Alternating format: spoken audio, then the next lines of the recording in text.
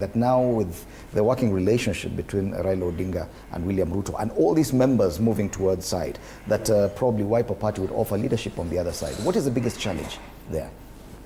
You know, and I think that's partially what Mheshimiwa Onesimus has mentioned. It has reached a point where maybe the president doesn't need the Mount Kenya votes anymore. That's why he dropped all the members of parliament from Mount Kenya and replaced them with ODM.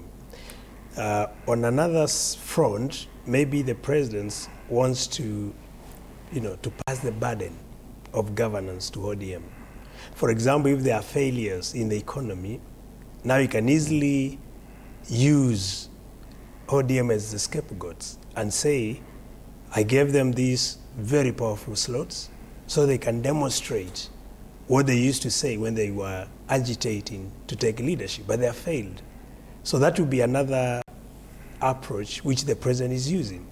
When it comes to now the other leadership, as you saw, the MOU, part of the dictation within the MOU was to take slots, for ODM to be in charge of certain committees. And that's why, for example, what you have asked about Wiper, like Makalimulu, he was the vice chair for budget. I mean, he was public debt, he was the vice chair. He was dropped from that and considered only as, moved as a member to another committee.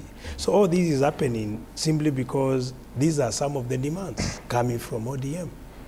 But in principle, and that is what Sosioni said, of course anyone can be chair.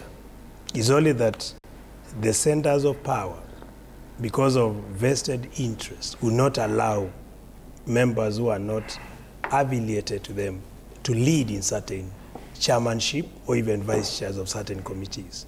Because they know if you are chair of that committee, then you can't be controlled.